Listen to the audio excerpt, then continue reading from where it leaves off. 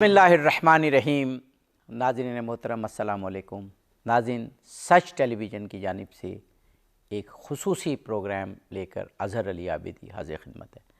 नाज़रीन, सच टीवी का हमेशा ये ख़ासा रहा, ये काविश रही, ये कोशिश रही कि हमारे मशाहिर, हमारी अज़ीम हस्तियाँ, अज़ीम शख्सियात, उनके जब अय्याम आएँ तो उन पर एक सैर हासिल, एक भरपूर गुफ्तगू की जाए।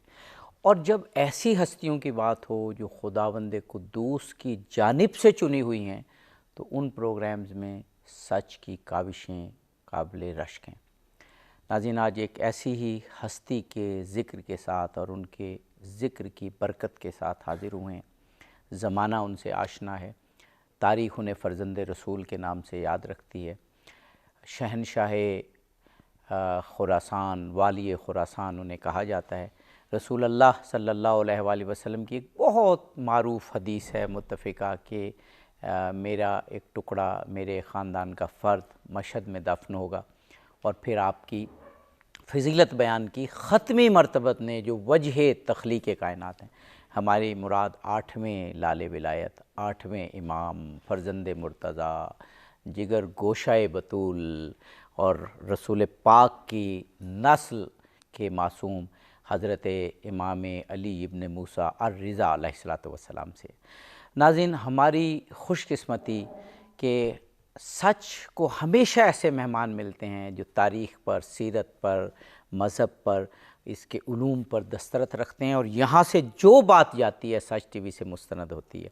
हमारे साथ जनाब मौलाना असग़र अस्करी साहब मौजूद हैं।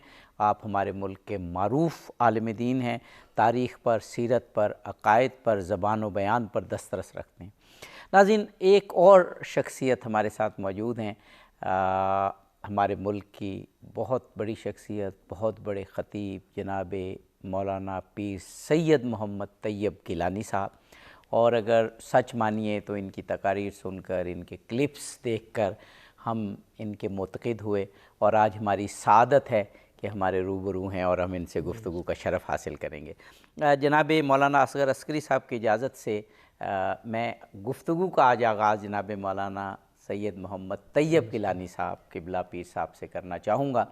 और क्योंकि असग़र अस्करी साहब तो गोया हमारे सच टीवी का हिस्सा हैं, इतनी मरतबा तशरीफ़ लाएँ और आपसे हम इमाम अली अलैहिस्सलाम की सीरत के हवाले से ख़ुसूसी इस्तिफ़ादा करेंगे। लेकिन जनाब मौलाना तैयब गिलानी साहब क़िबला से हम ये पूछेंगे कि अहले बैत अलैहिमुस्सलाम, या ये जो मैंने अभी कहा 8वें इमाम, इमाम रज़ा अलैहिस्सलाम, तो ये टर्म है 12 इमाम की इस्तिलाह है, आइम्मा इस्ना अशर भी नहीं कहा जाता है। मैं जनाब पीर सैयद मोहम्मद तैयब गिलानी साहब से इल्तमास करूँगा कि हमें बताइए ये 12 इमाम कहते हैं या आइम्मा इस्ना अशर कहते हैं अरबी में, ये क्या इस्तिलाह है और इमाम रज़ा अलैहिस्सलातु वस्सलाम इस सिलसिले के 8वें इमाम ठहरते हैं। अल्हम्दुलिल्लाहि रब्बिल आलमीन वस्सलातु वस्सलामु अला ख़ातमिन नबिय्यीन। जी अल्हम्दुलिल्लाह, ये हमारी सआदत है कि आपकी मौजूदगी में, क़िबला आलमा साहब की मौजूदगी में अहले बैत अतहार की बारगाह में हाज़री का शर्फ़ जो नसीब हो रहा है। आइम्मा इस्ना अशर जो है, ये मैं अपने एक सूफ़ी बुज़ुर्ग, जी मारूफ़ सूफ़ी बुज़ुर्ग हज़रत दाता गंज बख्श अली हजवेरी रहमतुल्लाह ताला अलैह, उनकी कश्फ़ुल महजूब में उन्होंने जब आइम्मा इस्ना अशर का बाकायदा एक बाब बांधा है हमारे, उन्होंने उसमें तारुफ़ करवाते हुए ये फ़रमाया कि ये जो आइम्मा मुतहरीन हैं, ये आइम्मा अहले बैत पैगम्बर सल्लल्लाहु ताला अलैहि वसल्लम अज़ली तहारत के वारिस हैं और मालिक हैं। क्योंकि नबी करीम अलैहिस्सलातु वस्सलाम जब दुनिया में आए तो युज़क्कीहिम की ड्यूटी लेके आए, पाकीज़गी अता करने के लिए। तो जो जो उनके करीब होता रहा उसको पाकीज़गी नसीब होती रही, जितनी जितनी कुर्बत थी पाकीज़गी का मेयार भी वही था। लेकिन ये जो अहले बैत अतहार के 12 इमाम हैं, आइम्मा अहले बैत अतहार, आइम्मा इस्ना अशर, इनको अल्लाह ने अज़ली तौर पे पाकीज़गी का मालिक बनाया। यहाँ आके नहीं, बल्कि ये हैं ही पाकीज़गी के मालिक और वारिस। तो ये इनका तारुफ़ है। और वो आप फरमाते हैं कि बाकी आपको लोग जो मुत्तकीन हैं वो सफ़ों में खड़े हुए नज़र आएंगे اور یہ اول امام سے لے کر آخری امام تک مصلی امامت پہ کھڑے ہوئے نظر آئیں گے۔ تو اس سے یہ بتانا مقصود ہے کہ بزرگان دین، صوفیہ کرام، محدثین ایسے ہی نبی کریم علیہ السلام نے چونکہ خود فرمایا ہے کہ میرے بعد 12 خلفاء ہوں گے، تو یہ اتفاق ہے کہ یہی وہ 12 خلفاء ہیں۔ تو ان میں سے حضرت امام علی رضا علیہ السلام بھی ہیں۔ تو اللہ رب العالمین ان کے فیوز و برکات سے اسی طرح اس کائنات کو منور فرمائے اور فیض یاب رکھے۔ بہت زبردست جناب مولانا اصغر عسکری صاحب، ابھی جناب پیر سید طیب گیلانی صاحب ایسی شخصیت نے کہا کہ رسول پاک نے فرمایا کہ میرے 12 خلفاء ہوں گے اور یہی وہ ائمہ ہیں، اور اس سے مراد یہ ہے کہ وہ جو روحانی خلفاء ہیں اور ہدایت والے خلفاء ہیں وہ مراد ہے۔ اس سے ظاہر ہے کہ ایک خلفاء راشدہ یا خلافت راشدہ کا مفہوم جو اہل سنت کے ہاں ہے وہ برقرار ہے، لیکن ہدایت کے حوالے سے ہمیشہ اہل سنت نے بھی یہی 12 خلفاء اور 12 ائمہ طاہرین اور یہی وہ مانی ہے۔ تو ایک تو اس حوالے سے بھی آپ فرما دیجئے کہ یہ امت مسلمہ کا مشترکہ سرمایہ ہے، یہ کوئی ہم اس کو 2 فرقوں میں اور 2 مکاتب میں نہیں بانٹ سکتے۔ اور دوسرا پھر امام رضا علیہ السلام کے حوالے سے تو خود حضور کی ایک حدیث ہے، وہ ہر تقریباً امام زین العابدین، امام جعفر صادق، تمام ائمہ کے حوالے سے حضور کی احادیث موجود ہیں اور متفق اہل تشیع و اہل تسنن میں، لیکن کیونکہ آج ذکر پاک اس ہستی کا ہے تو ایک تو 12 خلفاء 12 ائمہ کے حوالے سے، ائمہ اثنا عشر کے حوالے سے طیب گیلانی صاحب کی گفتگو کو آگے بڑھاتے ہوئے، اور پھر امام رضا علیہ السلام۔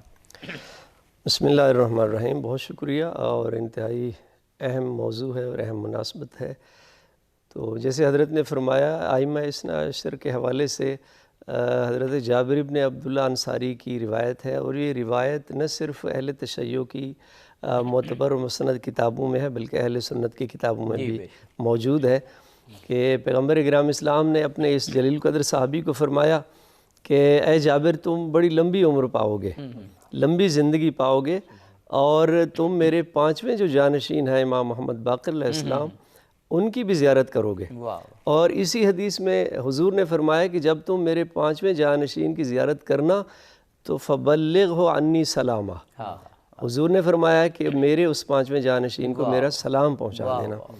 تو یہ علیہ السلام ہستیاں ہیں جن پر رسول نے سلام کیا ہے۔ یہ جو آپ نے حدیث بیان کی یہ ایک جگہ نہیں، بہت ساری کتابوں، اور آپ نے بڑی اچھی بات کی کئی روایات کہ دیکھیں یہ بہت ساری ایسے مشترکات ہیں شیعہ سنی، اور یہ بدقسمتی سے ہم نے چونکہ فرقہ واریت کی فضا ایک رنگ ایسا چڑھ گیا، ورنہ حقیقت یہ ہے کہ ائمہ اثنا عشر اہل سنت کی معتبر کتابوں میں بھی یہی روایت موجود ہے۔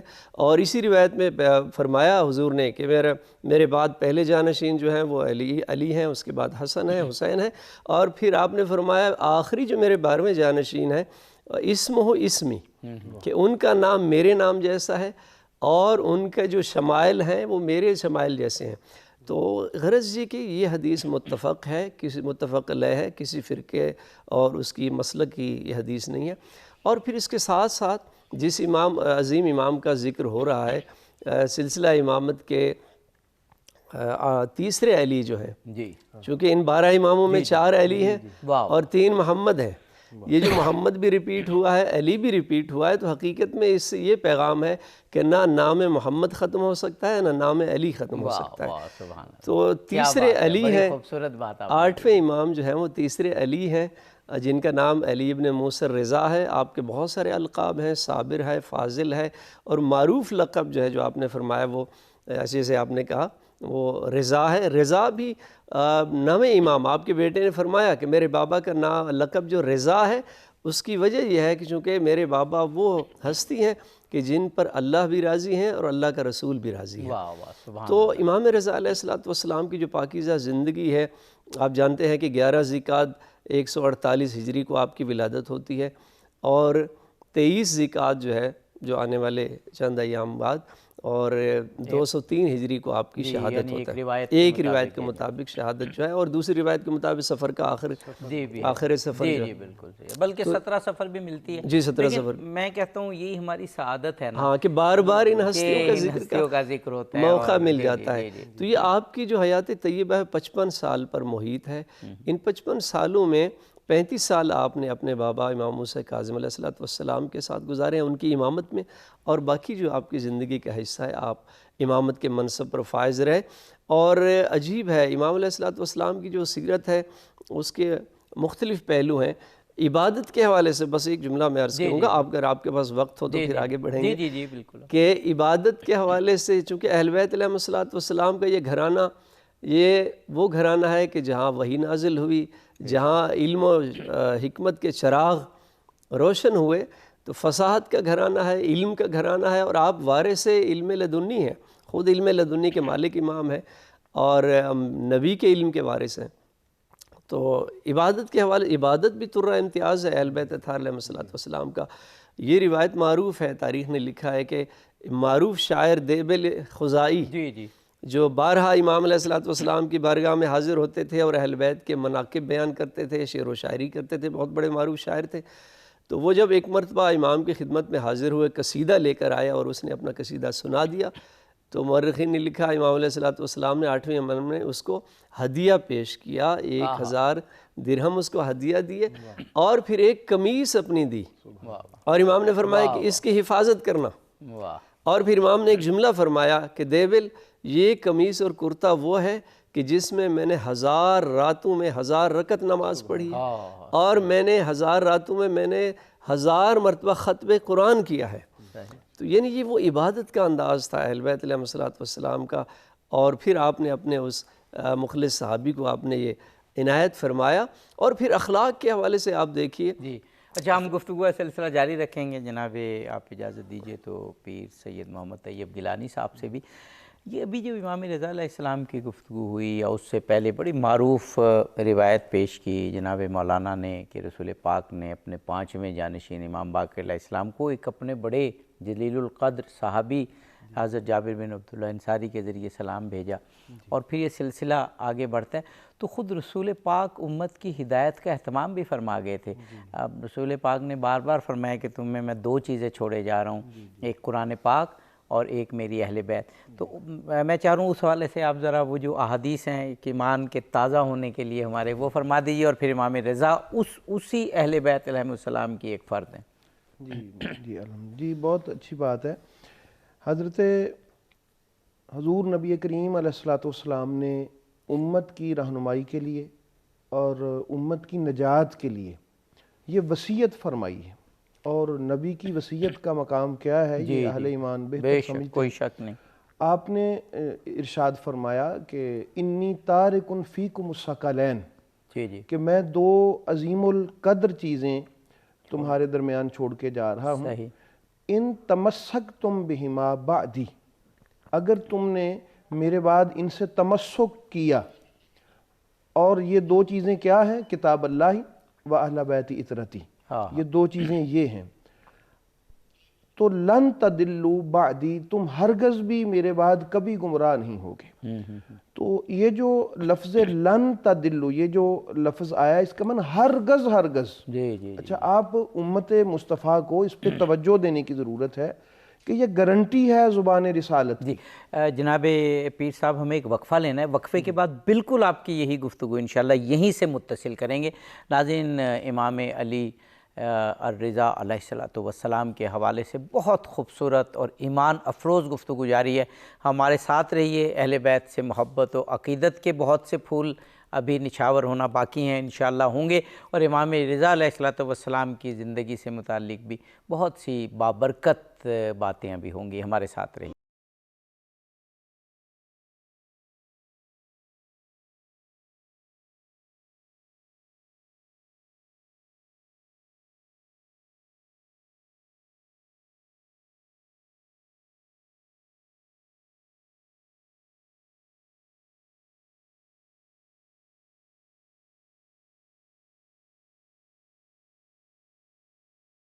ناظرین، پروگرام میں ایک مرتبہ پھر حاضر خدمت ہیں۔ 8ویں لال ولایت، 8ویں امام رسول پاک ختم مرتبت محمد مصطفیٰ صلی اللہ علیہ وآلہ وسلم کے 8ویں جانشین حضرت امام علی ابن موسیٰ الرضا علیہ الصلوۃ والسلام کی سیرت پر پروگرام ہے. جناب مولانا اصغر عسکری صاحب موجود ہیں, جناب مولانا پیر سید محمد طیب گیلانی صاحب موجود ہیں. پیر صاحب آپ حدیث ثقلین کے حوالے سے گفتگو فرما رہے ہیں. جی میں عرض کر رہا تھا کہ امت مصطفیٰ کریم علیہ الصلوۃ والسلام کو انتہائی توجہ کی ضرورت ہے کہ زبان رسالت سے گارنٹی مل رہی ہے کہ ہرگز تم گمراہ نہیں ہوگے. تو اب اگر گمراہی سے بچنا ہے تو اس کا خود رسول کریم علیہ الصلوۃ والسلام طریقہ بتا کے گئے ہیں کہ تم اہل بیت اطہار اور قرآن کریم سے تمسک کرو. اچھا اب یہ تمسک کیا ہے؟ جی اصل بات یہ بات ہے, یہ تمسک کیا ہے. ہمارے ایک محدث گزرے علامہ سعد الدین تفتازانی رحمۃ اللہ تعالی علیہ, شرح مقاصد میں آپ نے اس کی تشریح فرمائی ہے. آپ فرماتے ہیں کہ یہ جو تمسک ہے یہ اس کا میں تمہیں بتا دینا چاہتا ہوں. ایک تو کہ ہم نعرہ ہی صرف لگاتے رہیں اہل بیت کا, نعرہ حیدری لگائیں یا نام لیتے رہیں یا اظہار کرتے رہیں اور ہم کہیں کہ ہم نے تمسک کیا ہوا ہے یا قرآن کرتے رہیں. یہ تمسک کیا ہے؟ وَلَلْمَعْنَا التَّمَسُّكُ بِالْكِتَابِ. قرآن کریم سے وہ فرماتے ہیں تمسک کا معنی یہ ہے کہ آپ نے إِلَّا الْأَخْذُ بِمَا فِيهِ من العلم والہدایہ. تمسک قرآن کریم سے یہ ہے کہ آپ نے قرآن میں جو ہدایت اور علم کا نور ہے اس کو لینا ہے قرآن کریم سے. فَقَضَا, اور اسی طرح بعین ہی جس طرح قرآن کریم سے آپ نے تمسک کیا اور اسے نور اور ہدایت لی ہے, اسی طرح اطرت کے بارے میں ارشاد فرمایا بعین ہی ان سے تمسک کا معنی یہ ہے کہ صرف نعرہ ہی نہیں لگا دینا ان کے نام کا یا محبت کا زبانی اقرار کرتے رہیں, ان سے ہدایت لینی ہے, ان سے علم لینا ہے. تو امت کو میرے رسول کریم علیہ الصلوۃ والسلام بتا کے گئے ہیں کہ تم نے ہدایت لینی کہاں سے ہے, بالکل, اور تم نے علم کا نور حاصل کہاں سے کرنا ہے. تو وہ اہل بیت اطہار ہیں. چونکہ حضور مولا علی علیہ السلام نے صفین میں کھڑے ہو کے فرما بھی دیا تھا کہ یہ قرآن جو لے کے آئے ہیں تو یہ قرآن صامت ہے اور میں قرآن ناطق ہوں. تو بولتا ہوا قرآن یہ, اور یہی فیضان ولایت پورے ائمہ اہل بیت اطہار میں موجود ہے. تو یہی تمسک ہے کہ گویا کہ رسول کریم علیہ الصلوۃ والسلام فرما رہے میرے بعد اگر آپ نے ان سے گمراہی سے بچنا ہے تو اہل بیت اطہار سے تم ہدایت کا نور لیتے رہو. بلکہ ایک دوسری حدیث پاک میں تو نبی کریم علیہ الصلوۃ والسلام نے جو ارشاد فرمایا مسند ابن ابی شیبہ میں, آپ فرماتے ہیں کہ انی تارکن فیکم الخلیفتین, میں دو خلیفتین بعدی, میں دو خلیفے اپنے بعد چھوڑ کے جا رہا ہوں. بلکہ یہ مصنف ابن ابی شیبہ کے الفاظ ہیں, اور وہ جو مسند ابن ابی شیبہ ہے اس میں آپ ارشاد فرماتے ہیں خلیفتین کاملتین. کیسے خوبصورت الفاظ ہیں کہ میرے بعد کامل و اکمل اگر دو چیزیں میں چھوڑ کے جا رہا ہوں وہ میں قرآن اور اہل بیت کو چھوڑ کے جا رہا ہوں. تو اس لیے ان سے تمسک کریں اور ان سے تعلیمات اور ہدایت کا نور لیں تاکہ گمراہی سے بچ جاؤ, دنیا بھی سنور جائے اور آخرت بھی سنور جائے. جناب مولانا اصغر عسکری صاحب, خود امام رضا علیہ الصلوۃ والسلام کی زندگی کے اتنے پہلو ہیں کہ وہ اس چھوٹی سی ڈیوریشن کے پروگرام میں تو مکمل ہو ہی نہیں سکتے. خود میرے ذہن میں آ رہا ہے کہ کیا کیا سوال کروں.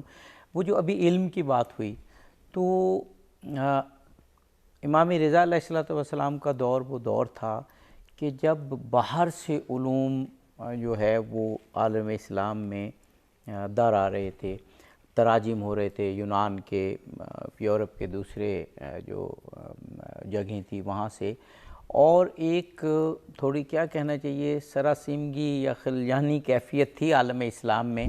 اور امام رضا علیہ الصلوۃ والسلام نے جس طرح اس کو سنبھالا تو بالکل یہ لگ رہا تھا کہ شاید کہیں امت جو ہے وہ کنفیوز نہ چلے. میں بڑا اگر نرم لفظ بھی استعمال کروں تو یہی کہوں گا کہ امت کنفیوز نہ ہو جائے.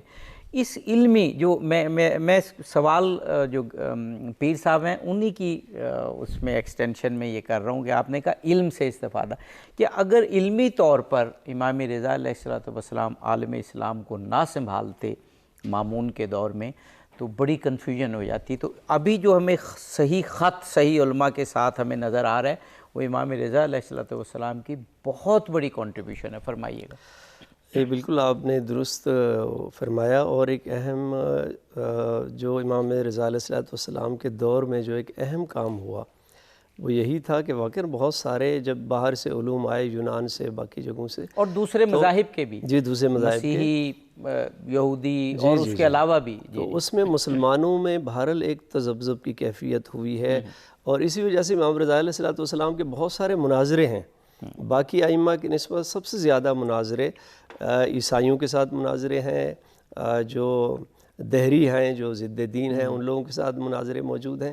اور یہاں تک کہ جاسلی کے ایک نصرانی اس نے ایک مرتبہ آ کے یہ بات کی مسلمانوں کے ہاں 8ویں امام کے زمانے میں کہ حضرت عیسیٰ علیہ السلام تو تمام لوگوں کے لیے قابل اتفاق ہے، سب کا اتفاق ہے، ان کو سب مانتے ہیں. جی بالکل. اور نعوذ باللہ حضور آپ کے جو نبی ہیں حضرت محمد صلی اللہ علیہ وسلم ان پر اختلاف ہے، تو ہم کیوں نہ جن پر اتفاق ہے ان کو مان لیں. تو اس نے اپنی طرف سے ایک بڑی بہت مضبوط لاجک دلیل، بنائی، بہت لاجک اور بڑی مضبوط دلیل پیش کی. تو بہرحال مسلمان پریشان ہو گئے. 8ویں امام کی بارگاہ میں حاضر ہوئے تو امام مسکرائے. امام نے فرمایا کہ آپ کیوں پریشان ہیں؟ آپ اس کو جا کے بتاؤ کہ جس عیسیٰ پر سب کا اتفاق ہے وہ عیسیٰ ہے جس نے محمد کے آنے کی بشارت دی ہے. یہ وہ عیسیٰ ہے جو اللہ کا عبد ہے، اس پر سب کا اتفاق ہے. تو بہرحال اس طرح کے بہت سارے ایسے مقامات آئے کہ جب مسلمانوں کے اندر ایک کنفیوژن پیدا ہوئی، ایک تردد کی کیفیت آئی، ایمان ڈگمگانے لگا. امام علیہ السلام نے اپنے ان مناظروں کی وجہ سے اور لوگوں کو ان کا ایمان جو ہے مکمل اور مستحکم کیا ہے. اور پھر اس کے ساتھ ساتھ دیکھیے جیسے حضرت نے بھی فرمایا کہ ائمہ ہدیٰ علیہم السلام کی آپ نے بھی اشارہ کیا کہ وہ ہدایت والی ذمہ داری. اور بڑا خوبصورت واقعہ وہ مرو میں، خراسان کا ایک علاقہ، وہ مرو جو کہا جاتا ہے. محمد ابن عیسیٰ روایت کرتا ہے کہ میں ایک مرتبہ مرو کی، میں نے عالم خواب میں حضور کی زیارت کی. میں نے کیا دیکھا کہ مرو کی جامع مسجد میں سید الانبیاء تشریف فرما ہے، زیب منبر ہے، اور لوگوں کی ایک لائن ہے، ایک صف لگی ہے، اور لوگ آگے بڑھتے ہیں، پیغمبر اکرم اسلام کی زیارت کرتے ہیں، دست بوسی کرتے ہیں. اور سرکار کی دائیں طرف ایک تشت رکھا ہے، اس میں کچھ کھجوریں ہیں. تو جو بھی قریب جاتا ہے سید الانبیاء کچھ کھجوریں اٹھاتے ہیں، اس کو تھما دیتے ہیں، وہ چلا جاتا ہے. آگے والا آتا ہے، کہا میں بھی صف میں کھڑا ہو گیا.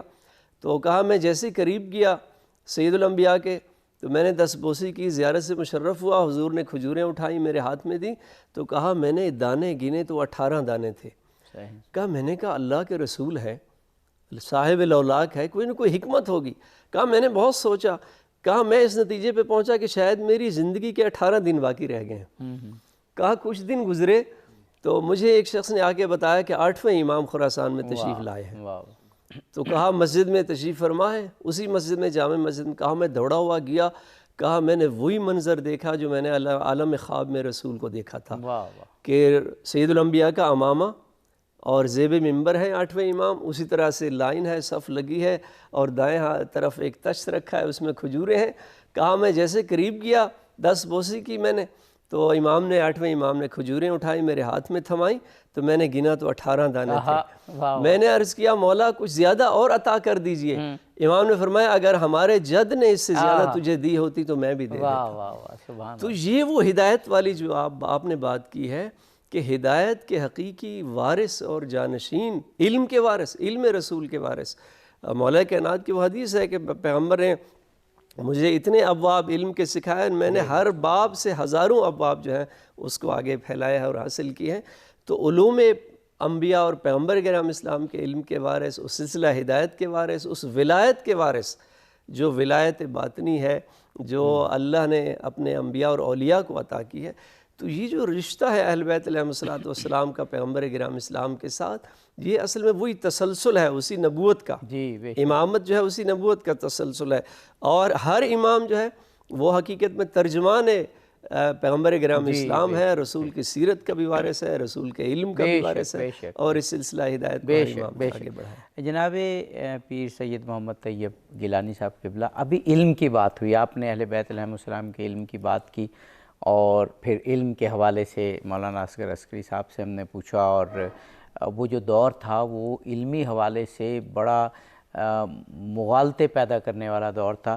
تو ابھی جیسے فرمایا کہ امام علی رضا علیہ السلام نے تمام مذاہب، بلکہ حتیٰ کہ دہریوں سے بھی، جو ایتھیسٹ تھے، دہریے تھے، ان سے بھی مناظرے کیے، اور کیونکہ وہ کیپٹل میں مناظرے ہوتے تھے نا تو ان کا ایک اثر جاتا تھا، اور جب عالم ایک اسلام کے ایک امام کی اسکالر کی فتح ہوتی تھی تو اس کا اثرات پھر بڑی بڑی دور جاتے تھے۔ اسی طرح کیونکہ آپ کا ایک روحانی سلسلہ ہے تو روحانی سلسلے کے حوالے سے بھی امام رضا علیہ السلام کا جو واسطہ ہے اور جو آپ کا طریق ہے وہ بڑی اہمیت کا ہے، اور بہت روحانی سلسلے آپ کے توسط سے آگے گئے۔ جی اصل میں تو تمام روحانی سلاسل جتنے بھی ہیں ان کا ماخذ تو ہیں یہ ائمہ اہل بیت، جی بے شک، بالکل صحیح۔ تو اور بالعموم اگر ہم دیکھیں گے تو سلسلہ علیہ قادریہ جہانگیریہ میں ایک یہ سلسلہ ہے حضور غوث الاعظم رضی اللہ تعالیٰ عنہ سے، تو وہ ان کا سلسلہ چلتا چلتا حضرت معروف کرخی تک جاتا ہے۔ جی جی جی بالکل، جو میرا ایکچوئل سوال میں پوشیدہ بات یہی تھی جو آپ نے بیان۔ تو حضرت معروف کرخی اگرچہ انہوں نے ایک عیسائی گھرانے میں آنکھ کھولی تھی، تو ان کی تربیت اور سارا وہ جو روحانی فیض تھا اور کرم تھا اللہ تعالیٰ کا، وہ نگاہ تھی جناب سیدنا امام علی رضا علیہ السلام کی۔ تو اس قدر فیض سے نوازا کہ ان کو اولیاء کا تاجدار بنا دیا، اور یہ جتنے بھی پھر ہم کہتے ہیں کہ یہ سلاسل میں صوفیہ کے جو سلاسل ہیں، چشتیہ، نقشبندیہ، سہروردیہ اور دیگر صابریہ وغیرہ، تو ان میں جو مین بڑا جو مرکزی مقام ہے وہ سلسلہ علیہ قادریہ کا ہے۔ تو سلسلہ علیہ قادریہ میں تمام تر فیض حضرت امام علی رضا علیہ السلام کا ہے۔ مجھے یاد پڑتا ہے بغداد میں ہم گئے تھے تو بغداد کے اطراف میں حضرت معروف کرخی کا مزار ہے، تو ہم نے سعادت حاصل کی تھی وہاں جانے۔ تو یہ ویسے مجھے وہ ایک آپ کے جمال کی بھی بات یاد آ رہی ہے حضرت امام علی رضا علیہ السلام کے حوالے سے، کیونکہ یہ بات سب جانتے ہیں کہ آپ اکثر پردہ بھی رکھتے تھے اپنے چہرہ اقدس پہ۔ جی جی، تو ایک حضرت موسیٰ مبرقہ گزرے ہیں، ان کا بھی ادھر وہ بھی اسی طرح اپنا چہرہ مبارک ڈھانپ کے رکھتے تھے، اور دیگر حضرت امام حسن علیہ السلام کے حوالہ سے بھی ہے کہ آپ کے حسن کے جلوے بھی کچھ ایسے۔ اچھا پیر صاحب، یہ بہت روحانی اب سلسلے کی باتیں شروع ہو گئی ہیں اور بہت دلچسپ بھی ہیں، بہت روحانی بھی ہے۔ ایک وقفہ لینا ہے ناظرین، وقفے کے بعد ہم حاضر ہوتے ہیں امام رضا علیہ السلام کی زندگی کے خوبصورت حسین روحانی گوشوں پر ابھی گفتگو ہمیں کرنی ہے، ہمارے ساتھ رہی۔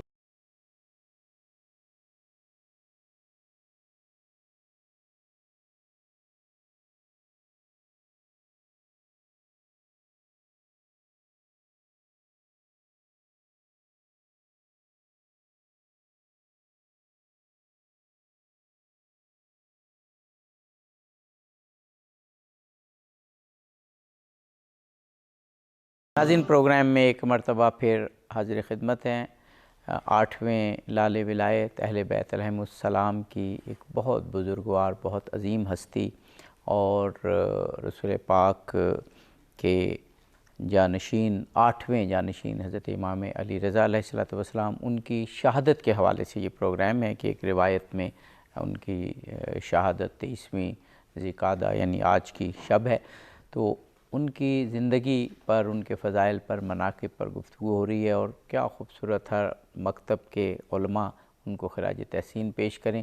ہمارا فرض بنتا ہے کہ امام علی رضا علیہ السلام کی زندگی کی معرفت حاصل کریں اور فالو کرنے کی کوشش کریں۔ مولانا اصغر عسکری صاحب موجود ہیں، جناب مولانا پیر سید محمد طیب گیلانی صاحب موجود ہیں۔ آپ امام رضا علیہ السلام کے، ہم نے علمی پہلو پر گفتگو کی، ان کے جانشین رسول ہونے کے پہلو پر گفتگو کی، اور اب آپ روحانی پہلوؤں پر کچھ گفتگو ڈال رہے تھے، اور وہ بھی واقعی روحانی گفتگو تھی، اور آپ نے پورے جو سلسلے کا ذکر کیا جو حضرت امام رضا علیہ السلام سے چلا، اور حضرت معروف کرخی کی آپ نے بات کی، تو آپ کچھ اور ایگزامپلز بھی دینا چاہ رہے تھے۔ میں آپ کے حسن و جمال کے حوالے سے، جو آپ یقیناً آپ کا نور تو وہ ایک ہی نور ہے، جس طرح اولنا محمد اوسطنا محمد وآخرنا محمد کے حوالہ سے آپ تمام مسلمان یعنی حدیث آپ بیان فرما رہے ہیں، یہ بھی متفق ہے کہ ہم میں سے پہلا بھی محمد، وہی 12 جانشینوں کی بات ہو رہی ہے، ہم میں سے درمیان والا بھی محمد اور ہم میں سے آخری بھی محمد۔ یہ نور کے حوالے سے، کردار کے حوالے سے، پاکیزگی کردار کے حوالے سے، اور جانشین ہونے کے حوالے سے، ورنہ تو ختم نبوت تو رسول پر نبوت تو ختم ہے۔ اور اس کے بارے میں بزرگ فرماتے ہیں کہ جو حضرت امام علی رضا علیہ السلام اپنے چہرہ اقدس پہ جو ڈانپ کے رکھتے تھے، یا حضرت مولا حسن علیہ السلام کا بھی، یا حضرت موسیٰ مبرقہ، ان کے حسن و جمال میں پاک بی بی سیدہ فاطمہ الزہرا سلام اللہ تعالی علیہا کے نور کی تجلی غالب تھی دوسرے ائمہ کی نسبت۔ اچھا ماشاءاللہ، بالکل ان کے حسن و جمال، وہ جو نور تھا نا سیدہ فاطمہ الزہرا سلام اللہ تعالی علیہا کا، اس کی تجلی ان کے حسن پہ غالب تھی، اس لیے وہ چونکہ وہ اس کو ڈانپ کے رکھا کرتے تھے۔ تو یہ آپ نے نا ایک بہت باریک اور بہت خوبصورت گوشے پر روشنی ڈالی ہے۔ ایسی روایات موجود ہیں کہ 12 ائمہ کے حوالے سے، کہ ہیں تو یہ سب محمد ہی اپنے کردار اور نور کے لحاظ سے، لیکن ہر امام کا ایک خاص وقت ہے ظاہر، تو ان کوئی خاص پہلو میں وہ معروف ہیں یا مضبوط ہیں، یا وہ خاص پہلو غالب ہے۔ یہ بڑی اہم بات آپ نے کی۔ تو امام رضا علیہ السلام کو آپ کہہ رہے ہیں کہ نور حضرت زہرا سلام اللہ علیہا غالب تھا، جو آپ فرما رہے ہیں۔ واہ واہ واہ واہ، سبحان اللہ۔ تو ویسے علمی طور پہ تمام جو منابع ہیں اہل سنت و جماعت کے، اہل تشیع کے، وہ متفق ہے سب اس بات پہ کہ وہ جو نیشا پور سے جب آپ جا رہے تھے تو کیسی وہ حسرت تھی تمام محدثین کی، 20,000 کے قریب لوگ وہاں جمع ہیں کاغذ قلم لے کے، اور کیسے کیسے بڑے محدثین۔ آپ مدینہ سے پہنچ رہے ہیں نیشا پور، نیشا پور، اور وہاں سے جب آپ مشہد کے لیے روانہ ہوں نیشا پور سے، تو اس میں جو آپ نے اپنے آباء و اجداد سے سند بیان کی، مجھے اس کا اتنا لطف میں لیتا ہوں نا عابدی صاحب، کہ آپ نے فرمایا کہ میں نے اپنے بابا سے سنا، اور وہ سند چلتے چلتے اس میں جو بڑے لطف کی بات ہے وہ اللہ کی بارگاہ تک جاتی ہے۔ بے شک۔ تو اس میں یہ پیغام بھی ہے کہ اگر کوئی اتصال چاہتا ہے بارگاہ خداوندی سے تو وہ ہمارا دامن پکڑ لے۔ جناب مولانا اصغر عسکری صاحب، امام رضا علیہ السلام پر میں جب بھی پروگرام کرتا ہوں تو ایک روحانی کیفیت ہوتی ہے، اور اس روحانی کیفیت میں دیکھ رہا ہوتا ہوں کہ جو پارٹیسپینٹس اور خود میزبان، ان کی کوشش ہوتی ہے کہ یہ جو ابھی حدیث بیان کی ہے اس کو بیان کرنے کی باری ہماری آئے، کیونکہ یہ عالم اسلام کی تاریخ کا، نیشا پور کا یہ اجتماع ایسا منظر ہے کہ شاید رسول پاک کے دور میں اور مولا علی کے دور میں تو شاید ایسے مناظر آئے ہوں، لیکن اس کے بعد پھر نہیں آئے۔ تو آپ جیسے بھی بتایا، ہزاروں محدثین، اور وہ کہتے ہیں کہ ہمیں ایک حدیث آپ لکھوا دیجئے، اور وہ پھر سند کے حوالے سے میں کہوں گا اگر کوئی کلمہ رہ گیا تو آپ بیان کر دیجئے، اور اس حدیث کی کچھ آسپیکٹ آپ بیان کر دیجئے، پھر ہم جو خلاصہ کلام ہوگا کیونکہ وقت کم رہ جائے گا پھر اس پہ بات کریں۔ میرے خیال میں آپ نے بجا فرمایا کہ امام رضا علیہ السلام کے حوالے سے گفتگو ہو اور یہ حدیث بیان نہ کی جائے تو یہ جفا ہے، یہ امام کے ساتھ جفا ہے۔ حضرت نے بہت خوبصورت انداز سے، اور اس حدیث کا جو نام ہے اس کو حدیث سلسلۃ الذہب کہا گیا ہے، گولڈن چین۔ اور اس کی وجہ یہ ہے چونکہ جیسے حضرت نے فرمایا سارے راوی معصوم ہیں اس کے، یعنی 7واں امام، 6ٹھے امام، پھر پیغمبر کریم اسلام تک، پھر جبرائیل امین تک خدا سے، تو ایک تو مستند اور معتبر روایت ہے۔ پھر عابدی صاحب آپ دیکھیے کہ غدیر کے بعد یہ تاریخ اسلام کا دوسرا بڑا مجمع ہے، صحیح بات، یعنی میدان غدیر میں پیغمبر کریم اسلام نے جب مولا کائنات کی ولایت کا اعلان کیا، فرمایا تھا من کنت مولا فہذا علی مولا، اس کے بعد پھر 8ویں امام کے اس زمانے میں، اور وہ بھی حکومت کس کی ہے؟ بنی عباس کی ہے، اور ایسے راستے سے لایا گیا 8ویں امام کو، دور دراز آبادیوں سے، دور دراز علاقوں سے، تاکہ راستے میں لوگوں کو خبر نہ ہو، لیکن لوگوں کو جیسے ہی خبر یہ ملی کہ حضور کے فرزند جو ہے اس راستے سے نیشا پور سے آنے والے ہیں، تو 1,20,000 تک کی روایت موجود ہے کہ مجمع اکٹھا تھا، اور جن میں سے 20,000 یا 24,000 محدث تھے، حدیث لکھنے والے۔ واہ سبحان اللہ۔ جناب پیر سید محمد طیب گیلانی صاحب، مجھے امام علی علیہ السلام کی ایک روایت یاد آ رہی ہے۔ آپ فرماتے ہیں کہ ہم اہل بیت وہ نقطہ اعتدال ہیں کہ آگے بڑھنے والوں کو پیچھے آنا ہے ہمارے لیے، اور پیچھے رہ جانے والوں کو ہم سے آ کے متصل ہونا ہے۔ ائمہ اثنا عشر اور امام رضا علیہ السلام اس سلسلے کی 8ویں کڑی، یہ تمام عالم اسلام کا مشترکہ سرمایہ ہے۔ یہ جو ہمارے یہاں فقہی اختلافات ہیں، بلکہ کچھ تو علماء یہ کہتے ہیں کہ ان کو فقہی اختلافات نہ کہیں، ان کو فقہی ترجیحات کہیں، کہ کسی نے کوئی حدیث ترجیح لی، کسی نے کوئی، لیکن ان فقہی ترجیحات پر مبنی مکاتب مختلف بظاہر فقہ میں ہونے کے باوجود ائمہ طاہرین علیہم السلام کے حوالے سے سب ایک ہیں، سب ان کو روحانی جانشین مانتے ہیں رسول پاک کا، ان سے علم لینا، تقوی لینا، کردار سازی۔ تو آج کے دور میں جو ہمارے حالات ہیں، مجھے فرمائیے جب ایسی شخصیات ہمارے پاس موجود ہیں، امام علی رضا علیہ السلام، تو پھر تو کوئی دوریاں نہیں ہونی چاہیے، کیونکہ ان کی تو تعلیمات ہمیں قریب لائیں گی، ان کی تعلیمات ہماری کریکٹر بلڈنگ کریں گی۔ ہمیں جو عالم اسلام اس وقت علم میں پیچھے رہ گیا ہے، وہ علم کی طرف لے جائیں گی۔ وقت ہمارا مختصر ہے، لیکن اس کا جواب چاہوں گا۔